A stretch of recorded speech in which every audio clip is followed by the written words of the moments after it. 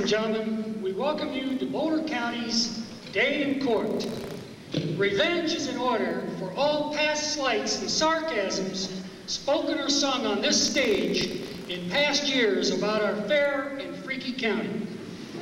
However, we have cast our tale a bit more artfully as a morality play, a play modeled on the blundering of Voltaire's Candide and inspired by our now very outgoing governor, a colleague of brother of this association and thus fair game.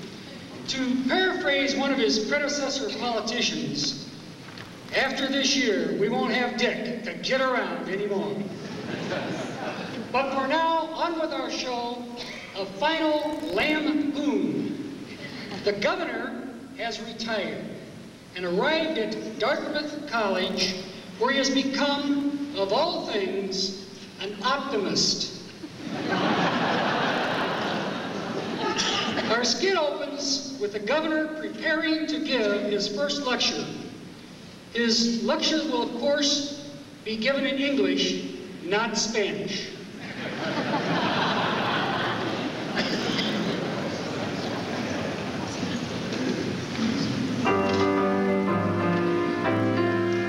Well, hello, Dartmouth. Well, hello, Dartmouth. It's so nice to have a tenured teaching job. You're looking great, Dartmouth. I can't wait. Dartmouth, no more legislating or lambasting, no coal or dodge. I feel this room swaying now that I'm saying that old duty to die was just a bunch of bull. So, golly gee, fellas, my old books aren't me, fellas. Governor Gloom will never more be told. Hello, Dartmouth. Well, hello, Dartmouth. It's so nice to have this tenured teaching job. Oh, you're looking great, Dartmouth. I can't wait. Dartmouth, no more legislating or lambasting, no coal or dodge. I feel this room swaying now that I'm saying that old duty to die was just a bunch of bull. So, take a seat, students. Don't need to think deep, students. Governor Gloom will never more. Governor Gloom will never more.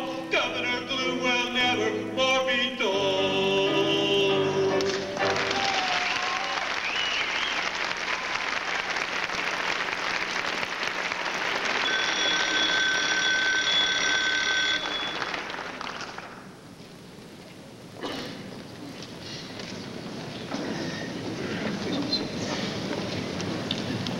Good morning, students. Now, the topic of my first lecture will be New Trends for American Service Industries, a neo-pessimist manifesto. For those of you unfamiliar with the latest political labels, a neo-pessimist is to a pessimist as a neo-pessimist is to a pessimist as a neoliberal is to a liberal. Just the opposite. Now, two of the things that I mentioned in my pessimistic books, which, by the way, are still selling well, despite some of the worst reviews since Attila the Hun, are that high school math scores are getting lower and lower, and that we Americans are producing fewer and fewer scientists and engineers. Now, one could, and as I did, lament these facts. But, viewing this neo-pessimistically, these facts merely demonstrate that we Americans were not cut out to be a nation of scientists and engineers. Now we should stop wasting time on that kind of stuff and take advantage of the talents that are unique to our national temperament.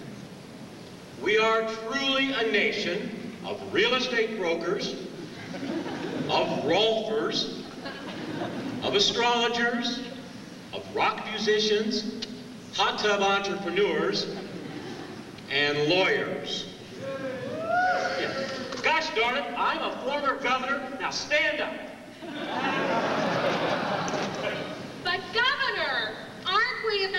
be overrun by a tidal wave of illegal immigration?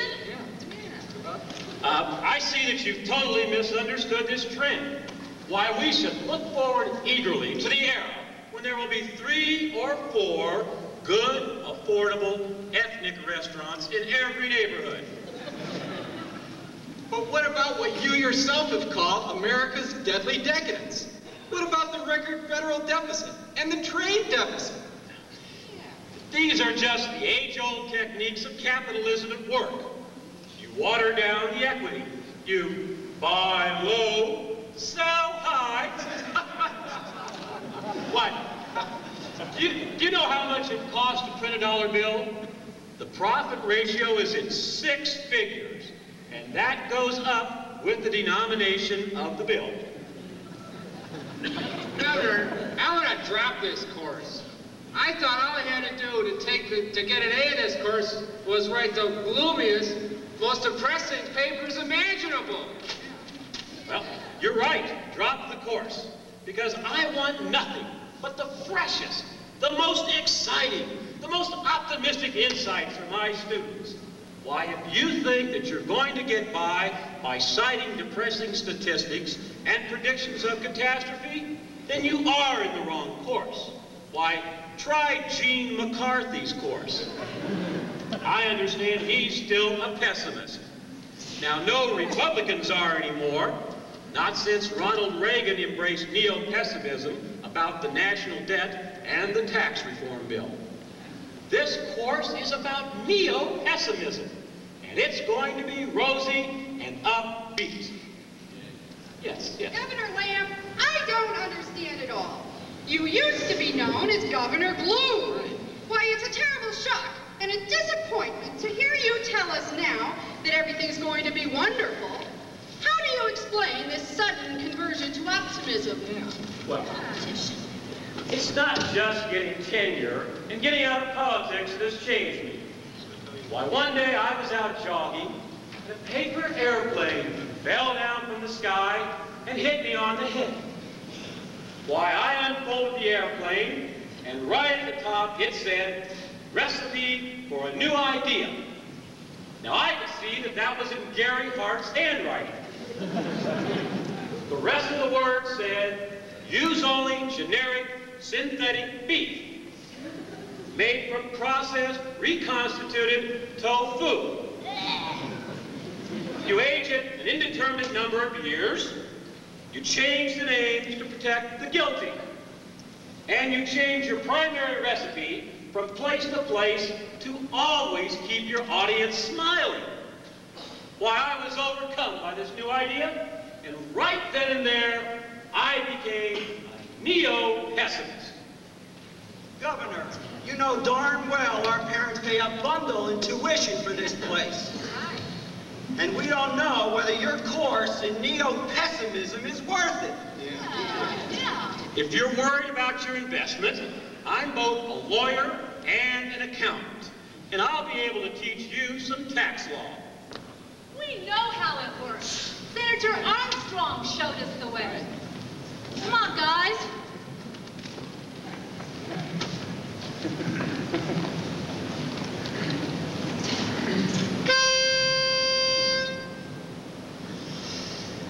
Armstrong, Armstrong, give us a break or two, or there'll be a lump of coal in your stocking and fire and brimstone too.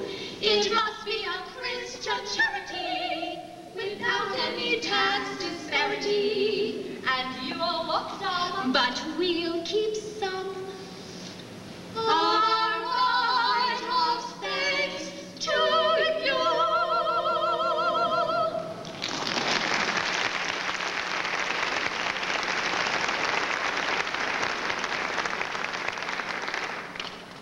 You're on the right track, but you're still a bit too cynical. Now, 2 of my out-of-work tax lawyer friends will be here to demonstrate for you post-tax reform, doom and gloom. Yes. This isn't Biology 101. No. What a dork. Now, As I was saying, two of my out-of-work tax lawyer friends will be here to demonstrate for you post-tax reform doom and gloom. And right here, before your very eyes, they will be transformed into raving neo-pessimists.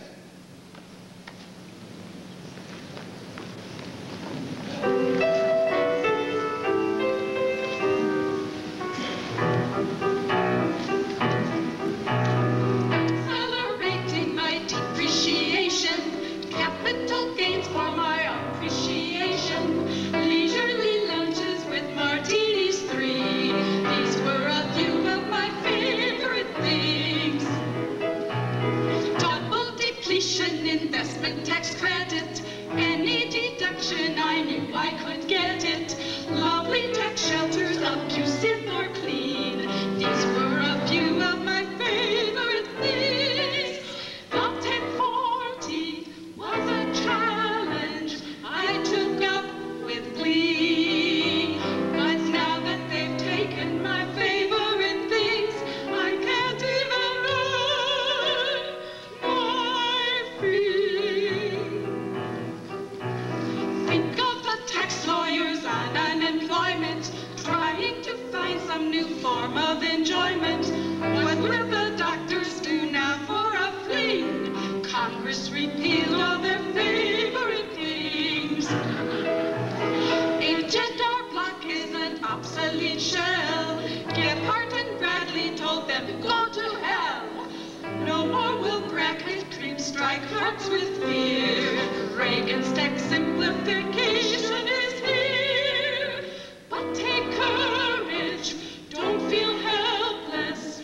Lawyers on the dole will rise like a phoenix from ashes and dust and find all the new loopholes.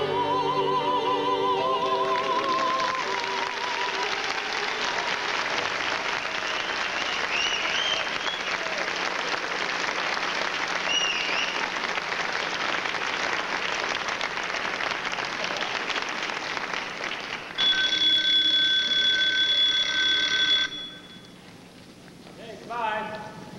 Don't forget your notes. Governor, we must return immediately to Colorado. What's this we stuff? I'm your lawyer. What? I don't need a lawyer. I already have a lawyer. Now, he handles my investments, and he made me lots of money. He invested in one of those trusts that the politicians use. You know, a blinder trust. Forget that, Gov. You had to give all that away anyway. I'm going to represent you in your $500 billion lawsuit against Frank Shorter Sportswear in Boulder. The trial starts tomorrow. What lawsuit? I don't remember this lawsuit. During the last campaign, you bought a new pair of running shoes from Frank Shorter Sportswear in Boulder. The very next day, while wearing the shoes, you inserted your foot in your mouth and bit it. You were completely lame for the next several days. Your physician in Trinidad recommended a foot change operation and a zipper implant for your mouth. Now, she said she'd have you fixed up in a jiffy. But we all know you can't believe anything a doctor tells you.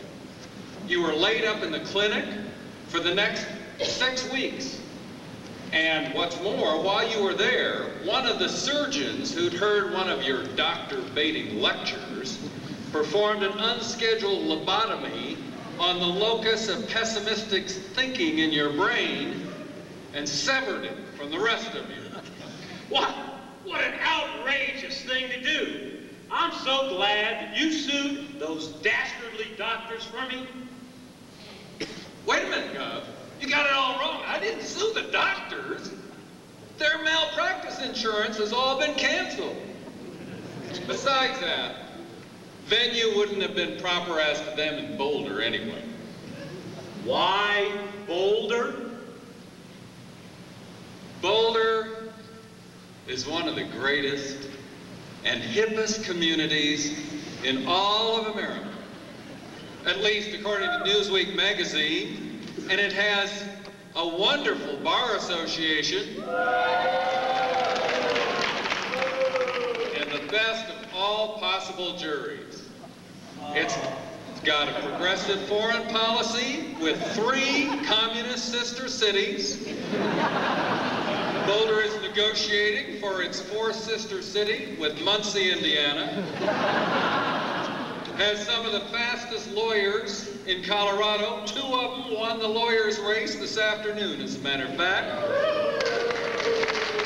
And there are more whole-brain thinking lawyers in Boulder than anywhere else in Colorado. We've outlawed the Contras and Soldier of Fortune magazine. And we're a nuclear-free zone, Governor. I understand. And also, I understand that Boulder has a talking concrete pig named Slick that was attacked by a pit bull terrier when the city council failed to silence it. I also understand, though, that Boulder has more fern bars with laid-off high-tech yuppies eating sprouts and lotus flowers than any place else. You're right, Gov. As a matter of fact, the Chamber of Commerce said it all when they installed a question mark on Davidson Mesa, just east of town. And I brought along some of the chamber folk just to do their little bit for you so you'd hear more about Boulder.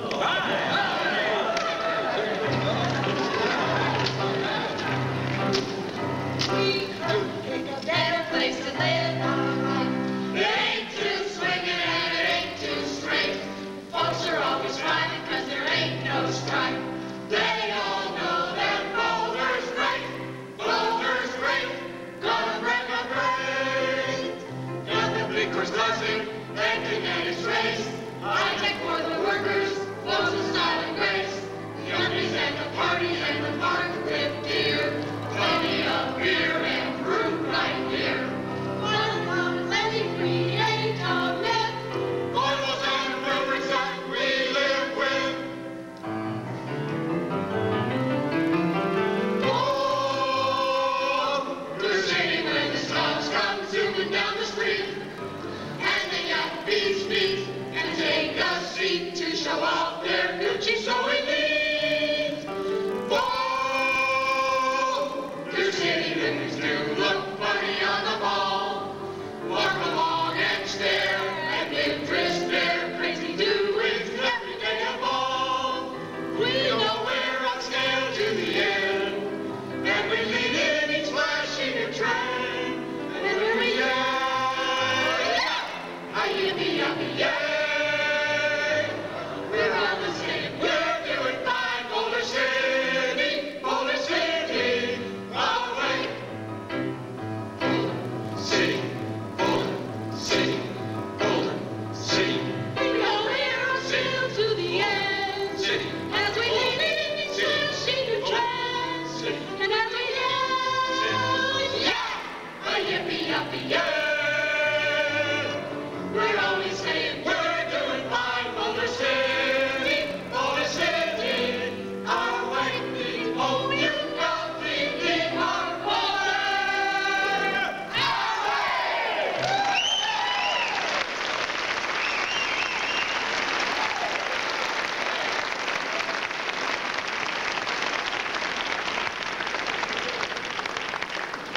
Besides that, Gov, Boulder just recently set the record for the biggest personal injury judgment in the history of the state of Colorado. Now, we wouldn't want to pass up a place like that, would we, Gov? No, we sure wouldn't. Now, my brother has been a neo-pessimist for years as a result of living there, too. Old Tom. Yeah, But what is the basis of my claim against Frank Shorter?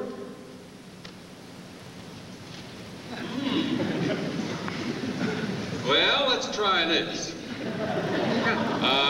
When Shorter sold you those running shoes, he failed to warn you that those shoes would not protect you from injury in the event you inserted your foot in your mouth while wearing them. And any reasonable person was likely to see that you were likely to do that very thing. Stick your foot. Now, if Shorter had properly performed his duty of care by warning you of the risk, then your subsequent injury, your hospitalization, the doctor's surgical tort, none of that would have ever occurred. Could have been completely avoided, clear, but for causation. Boy, well, this injury has really ruined me. Why, as you can see, my students were bored with my lectures. Why, people won't buy my books anymore. Bryant Gumbel won't invite me on the Today Show. Why, when I run for president, no one will vote for me. Now, are you sure that $500 billion is enough to ask for? That doesn't count the punings. Well, I'm so grateful to you for bringing this lawsuit on my behalf. I just hope we get at least as much again in punitives. Because if we don't, I would hate to have to sue you for malpractice.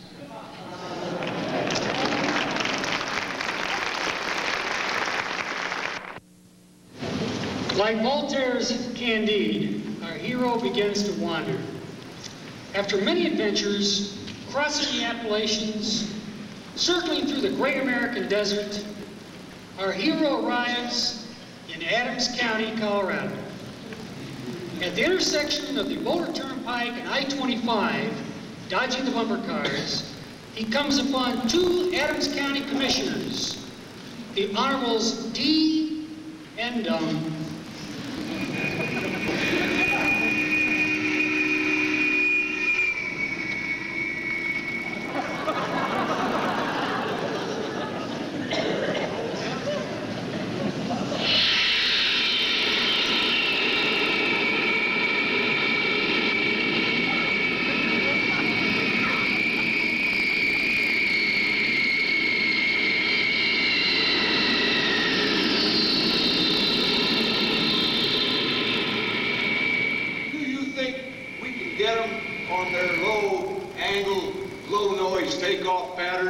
From here, Dumb? Well, Dee, we can sure scare them with these things. At least till we can get some nuclear materials. So as to really start war of those guys. We'll let them know we mean business about this airport. Yeah, well, we could have got enough plutonium by sweeping up the southeast end of our county. But the feds beat us to it when they settled that Rocky Flats contamination case. Yeah. Those do-gooders next door in Boulder County from the Nuclear War Education Committee probably would have blown the whistle on us anyway. Well, you gotta admit, like the county commissioner up there said, during their tenure, there was no nuclear war in the United States or in Boulder County. But meanwhile, Denver was getting tired of being pounded in stone and was staking out a new base for that airport. Look, here comes the mayor, his shortness himself.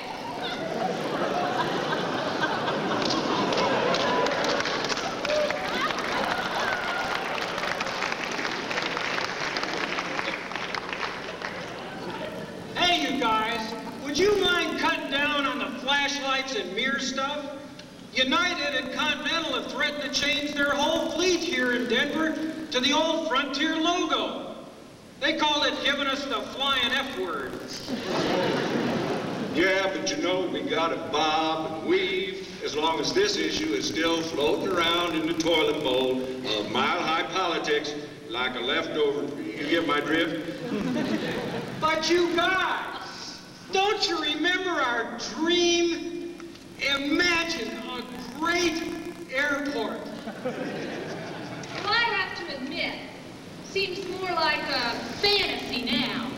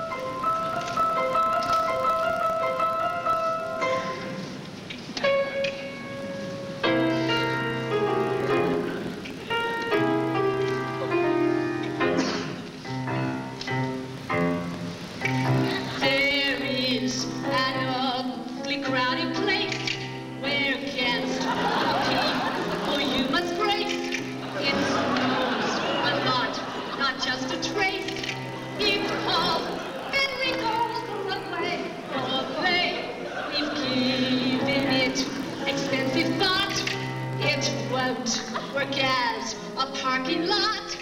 Your body's cold, your temper's hot. Oh, that Federico's southern way. Olay.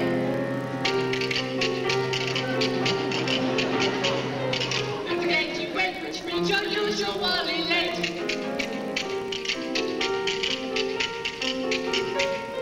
And do not eat or drink or you will rue your fate. But if you fly from Mile High at Stapleton, you may get there with a low fare. But it ain't fun. Just hope it does not lightly snow, for you may not soon get to go. The plows and trash trucks move so slow. You're at Frederico's old one way. Delay. Olay. Delay. Imagine a great new airport of almost hyperbolic sort. A lobby like the Supreme Court.